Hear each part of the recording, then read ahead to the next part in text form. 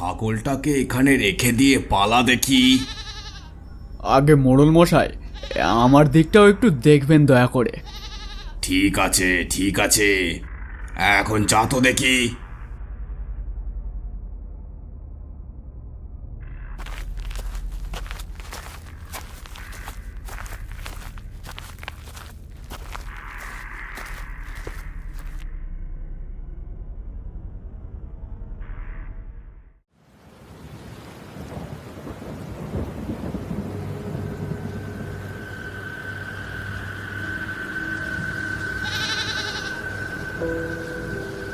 বিতুয়া, বিতুয়া তুই এসেছিস?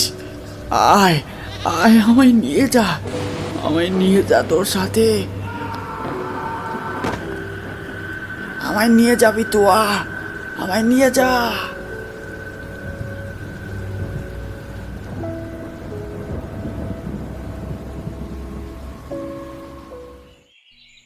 গতকাল রাতের দুর্যোগ কেটে যাওয়ায় গ্রামের কিছু মানুষ একসাথে বসে গল্প জমিয়েছে বুড়ো বটতলায়। গল্প বলা ভুল হবে, তারা আলোচনা করছে গ্রামের পরিস্থিতি নিয়ে। কি বলবো হে সনাতন, ভয়ে ভয়ে থাকতে হচ্ছে, যেন ভয়ে ভয়ে থাকতে হচ্ছে। কেন হে, তোমার আবার ভয় কিসের? ভালোই তো ব্যবসা করছো। আরে বেঁচে থাকলে তারপর তো ব্যবসা। কাল শোনোনি ওই রাতের দিকের ডাকটা? কি ভয়ানক সেই ডাক, যেন যেন কাউকে নিয়ে যেতে চাইছে সেই ডাক। আরে কোন ডাকের কথা বলছো বলো তো ভাই, একটু খোলসা করে বললে তারপর তো বুঝি। আরে তোমরা কি রাতের বেলা কানে কুলু এটে ঘুমাও নাকি? এই দুদিন থেকে, বিশেষ করে গতকাল ঠিক রাতের বেলা একটা ছাগলের ডাক তোমরা শুনতে পাওনি বুঝি? হ্যাঁ হ্যাঁ, আমিও শুনেছি সুবর্ণদা, তুমি ঠিক বলেছ। আজ দুদিন থেকে ঠিক রাতের বেলাতেই শোনা যায় ডাকটা। কই, আমি তো কোনো আওয়াজ টাওয়াজ শুনতে পাই না। কি করে শুনবে, ঘুমাও তো কুম্ভকর্ণের মতো। কিছু বললি? আরে না না, আমি আবার কি বলবো, সুবর্ণদাই তো ওই মরা বাচ্চা নিয়ে কিছু একটা বলছিল। ছাগল তো আমাদের গ্রামের অনেকের বাড়িতেই আছে, সেই ছাগলদের মধ্যেই কোনো ছাগলের ডাক তোমরা শুনেছ হয়তো। তা যা হোক, ছাগলের ডাক নিয়ে এত ভয় পেতে আমি আগে কখনো কাউকে দেখিনি হে। আমাকে কি পাগল ভেবেছ নাকি? ওটা শুধু ছাগলের ডাক হলে তাও হতো। কাল রাতের সেই মুষলধারার বৃষ্টির মধ্যে আমি ছাগলের সাথে রথিনের ডাকও শুনেছি। রথিন চিৎকার করে বলছিল, বিতুয়া, বিতুয়া তুই এসেছিস, আয়। তার সাথে সেই প্রকাণ্ড ছাগলের ডাক। সে কি রথিনের আওয়াজ ছিল ওটা বুঝি? আরে হ্যাঁ রে বাবা হ্যাঁ, তাহলে আর বলছি কি। কিন্তু রথিনের ছাগলটা তো ফিরে এসেছে, ফিরে এসেছে, আমার বিতুয়া ফিরে এসেছে। কাউকে ছাড়বে না, কাউকে না, কাউকে ছাড়বে না, কাউকে ছাড়বে না, কাউকে না।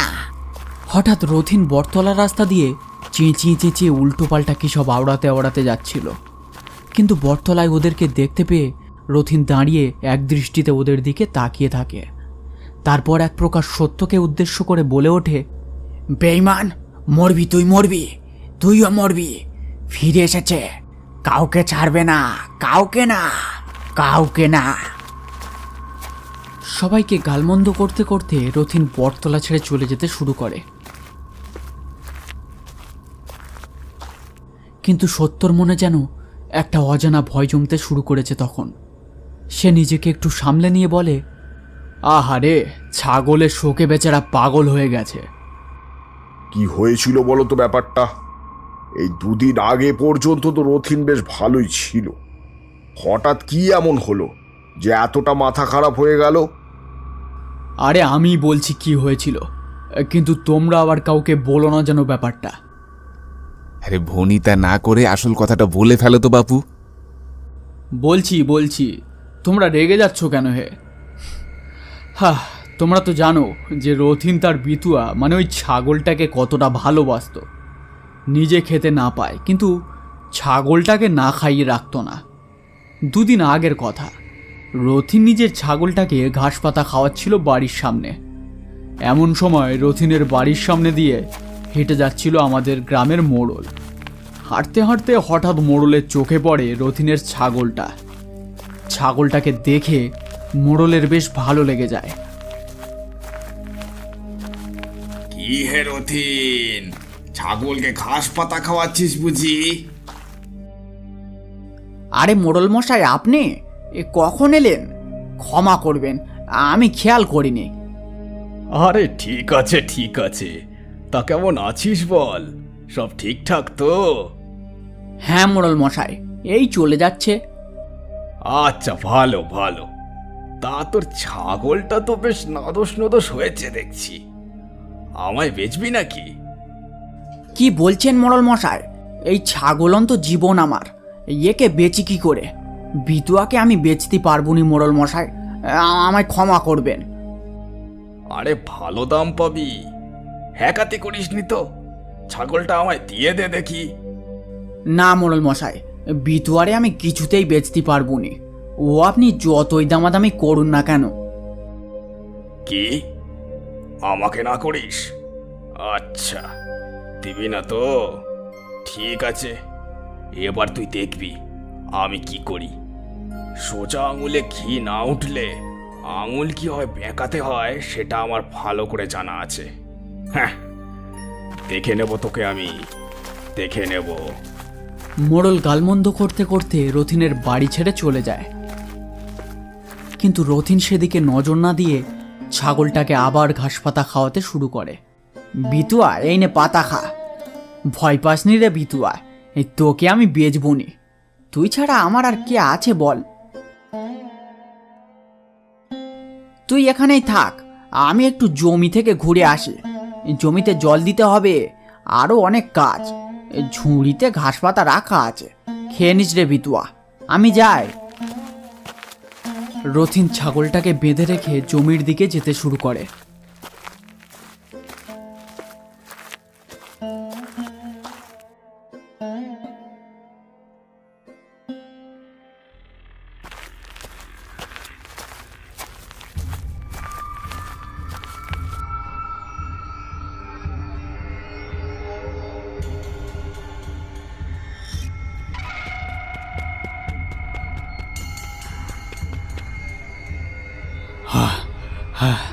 এই রথিন, তোর তোর ছাগলটাকে মোড়লের লেঠেলরা এসে ধরে নিয়ে গেল যে, জলদি যা, নইলে মোড়ল আবার। রথিন আর সেখানে এক মুহূর্ত দাঁড়ায় না, সোজা মোড়লের বাড়িতে পৌঁছায়। মোড়ল বসে হুঁকোতে তামাক খাচ্ছিল। রথিন সেখানে গিয়ে হাঁটু মুড়ে বসে হাত জোড়ো করে। মোড়ল মশাই, আমার আমার বিতুয়াকে ছেড়ে দিন মোড়ল মশাই, ও ছাড়া এ দুনিয়ায় আমার আর কেউ নেই। দয়া করে ওকে ছেড়ে দিন।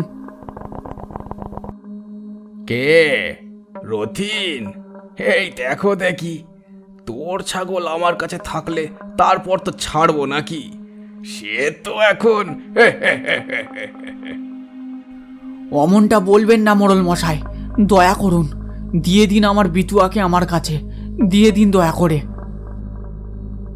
আরে কানের ধারে ঘ্যান ঘ্যান করিসনি তো, যা তো এখান দিয়ে, চাচা কেটে পড় দেখি এখন।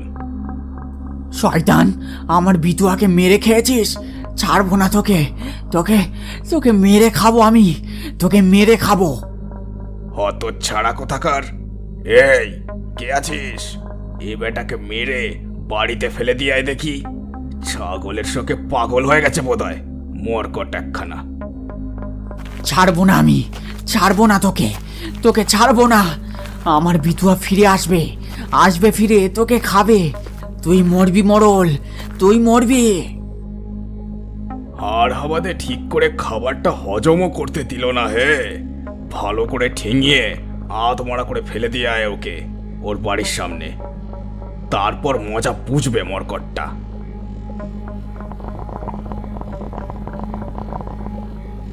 মোড়লের লেঠেল রথিনকে মেরে বাড়ির সামনে ফেলে দিয়ে আসে।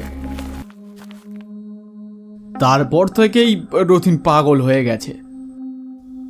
বুঝলাম, এই এত কিছু ঘটে গেল আর আমরা তো কিছু জানতামই না। সে ঠিক, কিন্তু সত্য, তুই এত খবর পেলি কোথায়? তোর সাথে তো রথিনের প্রায়ই ঝগড়া চলতো জায়গা জায়গা করে। তুই রথিনের এত খবর রেখেছিস, ব্যাপার কি? আরে ঝগড়া হতো বলে কি বাড়ির পাশে থাকা মানুষটার খবর রাখতে পারবো না নাকি? কি সব বলছো বলো তো? আরে সেটা না, ধর রথিনের কিছু হয়ে গেলে রথিনের জায়গাটা। এমন সময় হরিপদ ছুটতে ছুটতে বটতলার সামনে এসে দাঁড়ায়। এই যে তোমরা তোমরা এখানে বসে আছো এখনো? ওদিকে রথিন তো বাড়ির সামনে মরে পড়ে আছে। বলো কি হে? এই তো কিছুক্ষণ আগেই রথিন পচা ডোবাটার দিকে গেল, এর মধ্যেই বাড়িতে কিভাবে পৌঁছলো? আর মরলই বা কিভাবে? আমিও তো তাই ভাবছি। এই তো একটু আগে গেল সামনে দিয়ে, আর তো বাড়ি যেতে দেখলাম না। আর ওর বাড়িতে যাওয়ার আর অন্য রাস্তাও তো নেই। আরে আমি অত কিছু জানি না, কিন্তু তোমরা কি এখানে এখনো বসে থাকবে নাকি? রথিনের তো সাতকুলে কেউ নেই, শ্মশানে তো আমাদেরই নিয়ে যেতে হবে নাকি? চলো রথিনের বাড়িতে। হ্যাঁ হ্যাঁ, চলো চলো সবাই।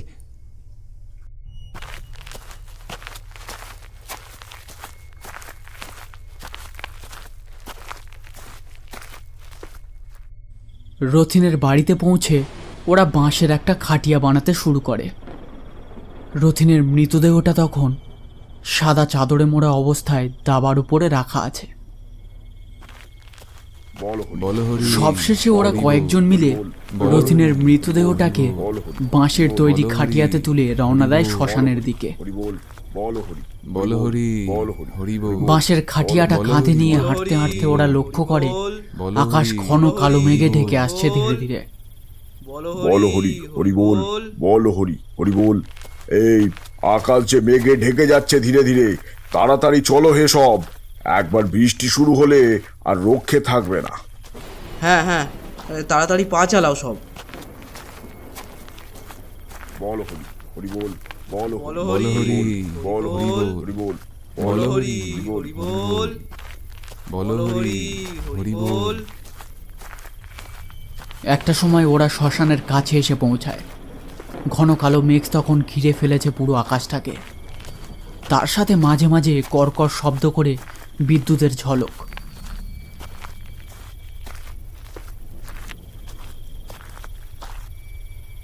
খাটিয়াটা এখানেই থাক। এই সত্য, তুই বড়া ধরে বস থাক এখানে, আমরা গিয়ে কাঠ জোগাড় করে আনছি। সে কি, আমি একা কেন মরা ধরে বসে থাকবো? আমার বুকে কি ভয় ডর নেই নাকি? আরে ভয় কিসের, তুই তো মুখাগ্নিটা করবি, আর যে মুখাগ্নি করে সেই মরা ধরে বসে থাকে, এটাই নিয়ম। কি উল্টো পাল্টা বলছো? আমি আমি কেন মুখাগ্নি করব? তোমরা তোমরা তাহলে কি করতে আছো? না না, আমি পারবো না, আমায় মাফ করো ভাই। আরে শোন শোন, তুই তো রথিনের সাথে প্রায় ঝগড়া করতিস জায়গা জায়গা করে। এখন সেই রথিন পরলোকে গেছে, ওর মুখাগ্নিটা তুই করলে ওর আত্মা শান্তি পাবে। আর মুখাগ্নির কত পুণ্যি জানিস? সব পাপ ধুয়ে যায়, বুঝেছিস? এই কথাটা শুনে সত্যর মুখের ভাব একটু বদলে যায়। এতই যখন বলছো তাহলে কি আর করার। ঠিক আছে, আমি না হয় মুখাগ্নিটা করে দেব। ঠিক আছে, তুই তাহলে রতিনের মৃতদেহটা ধরে বস, আমরা ততক্ষণে কাঠ জোগাড় করে তারপর সাজিয়ে আসছি। কিন্তু সাবধান, মরা ধরে বসবার পর যদি কোনো কারণে দেহের ওপর থেকে হাত আলগা হয়ে যায়, তখন কিন্তু বড় বিপদ নেমে আসবে তোর উপর, এটা মনে রাখিস। কেন বেকার ভয় দেখাচ্ছ ছেলেটাকে? এই সত্য, বস বস, মরাটাকে ধরে বস তো দেখি।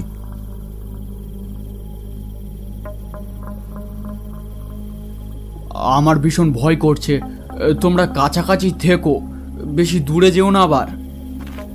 আরে ভয় নেই, ভয় নেই, শুধু একটা কথা মাথায় রাখবি, হাত একবার মৃতদেহ থেকে আলগা হলেই সর্বনাশ। সত্য রতিনের মৃতদেহের উপরে হাত রেখে মুখ ভার করে বসে আছে আর মনে মনে উল্টোপাল্টা বিড়বিড় করে চলেছে। চারিদিকে শোঁ শোঁ বাতাস বয়ে চলেছে, তার সাথে মাঝে মাঝে আকাশে বিদ্যুতের ঝলক। যা যা যা, কি জ্বালাই পড়লাম রে বাবা।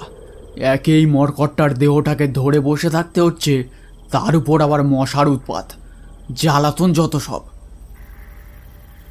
সত্য খানিকক্ষণ মৃতদেহের পাশে বসে থাকার পর হঠাৎ একটা জিনিস খেয়াল করলো। একটু দূর থেকে একটা ছাগলের ডাক যেন তার কানে ভেসে আসছে ধীরে ধীরে। এত রাতে ছাগলের ডাক? কার ছাগল হতে পারে? আর এত রাতেই বা এই শ্মশানে কি করছে? যাকগে যাক, আমার কি। আবার বেশ খানিকক্ষণ ছাগলের ডাকটা স্থায়ী হয়ে একসময় নিস্তব্ধ হয়ে যায়। আর কতক্ষণ যে এভাবে বসে থাকতে হবে কে জানে। হাতটাও ব্যথা হতে শুরু করেছে। এই উচ্চিংড়িগুলো কখন যে আসবে ভাল লাগে না বাবা। বিড়বিড় করে কথাগুলো বলতে বলতে হঠাৎ সত্যর চোখ যায় সামনের দিকে। এ কি, ওগুলো কি? বিদ্যুতের ঝলকে উজ্জ্বল হয়ে ফুটে উঠল ঝাঁকে ঝাঁকে মশা। ছোট্ট ছাউনিটার দিকে এগিয়ে আসছে তারা। মশাগুলো ধীরে ধীরে ছেঁকে ধরে সত্যকে। সত্যর শরীর থেকে সমস্ত রক্ত শুষে নেবার জন্যই যেন তারা এসেছে। একটা হাত দিয়ে মশাগুলোকে তাড়ানোর চেষ্টা করতে শুরু করে সত্য। মশাগুলো যেন প্রবল রক্ত পিপাসায় ছেঁকে ধরেছে তাকে। হঠাৎ বেখেয়ালে মৃতদেহের উপরে থাকা হাতটা সরিয়ে ফেলে সত্য। তারপর সেটা বুঝতে পেরে ভয়ে কেঁপে ওঠে তার সারা শরীর। বেশ কিছুক্ষণ আগে সনাতনের বলা কথাগুলো সত্যর চোখের সামনে ভেসে ওঠে। আরে ভয় নেই, ভয় নেই, শুধু একটা কথা মাথায় রাখবি, হাত একবার মৃতদেহ থেকে আলগা হলেই সর্বনাশ। বাইরের প্রবল হাওয়া মৃতদেহের উপরে থাকা সাদা চাদরটাকে টেনে হালকা খুলে দেয়। মৃতদেহটাকে দেখে সত্য চমকে ওঠে। এ কি, এই যে রথিনের দেহ নয়, এ তো মোড়লের লেঠেলের দেহ। প্রবল ভয়ে সত্য সেখান থেকে পালানোর চেষ্টা করে, কিন্তু তার শরীর যেন পাথরের মতো স্থির হয়ে গেছে। সে কিছুতেই নড়ে উঠতে পারছে না। কানের কাছে ঘুরপাক খাওয়া মশাদের ডাক ছাপিয়ে হঠাৎ একটা অন্যরকম ডাক শুনতে পায় সত্য। ডাকটা অনেকটা ছাগলের মতো, কিন্তু ছাগলের ডাক ছাপিয়ে আরও একটা গর্জন ভেসে আসছে। কি ভয়ঙ্কর সেই গর্জন! সত্য, আমার ছাগলটাকে নিয়ে মোড়লের বাড়িতে দিয়ে আসবি না? আমি এনেছি তো ছাগলটাকে, যা দিয়ে আয়। কে কে কে? আমি রে, রথিন। কেন, চিনতে পারছিস না বুঝি? রথিন, আমায় আমায় আমায় ছেড়ে দে ভাই, আমায় আমায় ছেড়ে দে। আমি কি ক্ষতি করেছি তোর? কেন আমায় ভয় দেখাচ্ছিস? ক্ষতি? হ্যাঁ, কেন? আমার জায়গাটা নিবি বলে আমার বিটুয়াকে নিয়ে মোড়লের বাড়িতে কে গিয়েছিল? মোড়লের লেঠেল না তুই? ক্ষমা ক্ষমা কর ভাই, আমায় ক্ষমা কর, ভুল হয়ে গেছে আমার। ক্ষমা চায়? কেন? আমার বিটুয়াকে মোড়লের কাছে দিয়ে আসার সময় মনে ছিল না? এখন কিসের ক্ষমা? এর কোনো ক্ষমা নেই, শাস্তি যে তোকে পেতেই হবে। সাথে সাথে মশার ঝাঁক ছেঁকে ধরে সত্যর সারা শরীরটাকে। শুষে নিতে থাকে সমস্ত রক্ত সত্যর দেহ থেকে। ঝমঝম করে শুরু হয় বৃষ্টি, তার সাথে সত্যর চিৎকার।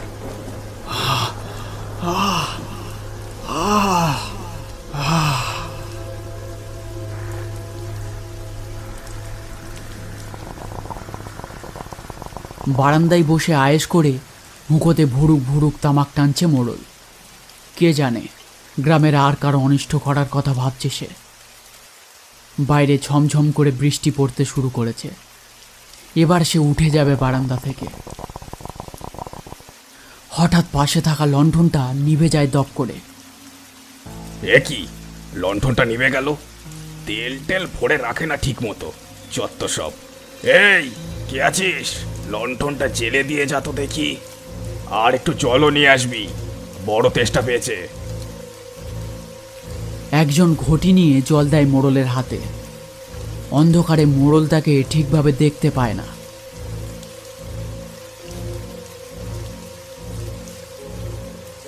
জল খাওয়া শেষ করে মোড়ল লক্ষ্য করে সে এখনো দাঁড়িয়ে আছে। কি হে, এখনো দাঁড়িয়ে আছিস? লণ্ঠনটা জ্বালিয়ে দিতে বললাম তো। সে কোনো জবাব দেয় না, স্থির হয়ে দাঁড়িয়ে থাকে সেখানে। আজকাল কানে কম শুনছিস নাকি? জবাব দিচ্ছিস না যে বড়। হঠাৎ কর্কশ শব্দ করে বিদ্যুতের আলো ঝলকে ওঠে। বিদ্যুতের আলোয় মোড়ল সামনের মানুষটার মুখ দেখতে পায়, আর সেটা দেখেই সে চমকে ওঠে। এ কি রথিন, তুই তুই না মারা গেছিস? যত সব ভুলভাল খবর দেয় আমার লেঠেলরা, ঠিক করে কাজও করতে পারে না হে। যত সব অকম্মার ঠেকি। তা যাকে, এত রাতে এখানে কি করছিস তুই? ছাগলকে খুঁজতে এসেছিস বুঝি? ছাগলকে পেয়ে গেছি, কিন্তু আমি যে খুব ক্ষুধার্ত, তোকে খাবো বলেছিলাম না, সে আশাটা পূরণ করতে এসেছি। দেখো পাগলের কাণ্ড। এই, কে আছিস? এই পাগলটাকে বাইরে ছুঁড়ে ফেলে দিয়াই দেখি, আর লণ্ঠনটা জেলে দিয়ে যাবি। তেলটা সাথে নিয়ে আসিস। মোড়লের ডাকে কেউ সাড়া দেয় না, যেন সবাই ঘুমিয়ে পড়েছে এই অন্ধকারের মায়ায়। হঠাৎ দপ করে জ্বলে ওঠে লণ্ঠনটা। লণ্ঠনের আলোয় মোড়ল দেখতে পায় রথিনের শরীরটা যেন পাল্টে যাচ্ছে। ধীরে ধীরে রথিনের শরীরটা একটা ছাগলরূপী পিশাচে পরিণত হয়। তার টুকটুকে লাল জিভখানা মুখের চারিদিকটা চেটে চলেছে। এ কি কি কি এটা? মোড়ল আরো কিছু বলতে যাচ্ছিল, কিন্তু তার গলাটা যেন জ্বালা করে ওঠে। চোখে নীলচে ভাব, মুখ থেকে কোনো আওয়াজ বের হচ্ছে না। আর একটু আগে ঘটি করে যে জলটা দিলাম তাতে বিষ ছিল। খুব যন্ত্রণা হচ্ছে বুঝি? দাঁড়া, কমিয়ে দিচ্ছি তোর যন্ত্রণা। একটা অদৃশ্য শক্তি মোড়লকে ধাক্কা দিয়ে ছিটকে ফেলে দেয় উঠোনে। আচমকা চারিদিক আলোকিত হয়ে বিকট শব্দ করে মোড়লের উপর বাজ পড়ে।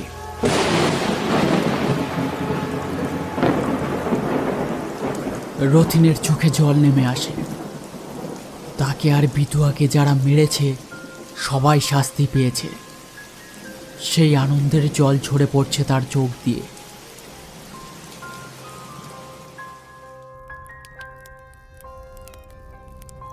ভোরের দিকে দুটো চিতার ধোঁয়া মিশতে শুরু করে বাতাসে। ওরা ছাউনিটার কাছে পৌঁছে রথিনের পাশে পড়ে থাকা সত্যর রক্তহীন দেহটাকে দেখতে পেয়েছিল। আরও একটা চিতা বানানোর জন্য শুকনো কাঠ খুঁজতে ওদের ভোর হয়ে যায়। দাউ দাউ করে জ্বলছে দুটো চিতার আগুন।